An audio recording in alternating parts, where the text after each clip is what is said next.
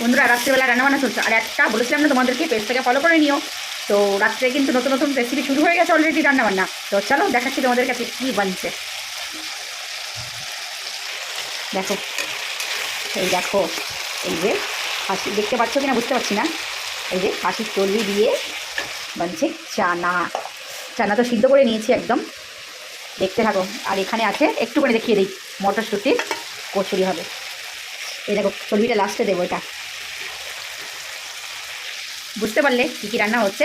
সাথে দেখো আরও অনেক টুইস্ট আছে। ময়দা মাখামাখিও চলছে কচুরির জন্য। মটরের কচুরি হবে, কড়াইশুঁটির, এই শীতে নতুন হবে আজকে। কষা হয়ে চলছে, এখন চানা। দেখো চানা একদম রেডি হয়ে গেছে। চর্বিগুলো দেখো উপরে ভেসে আছে, কত সুন্দর লাগছে না, একদম লোভনীয়। আর একদম বিয়ে বাড়ি স্টাইলের বানিয়েছি।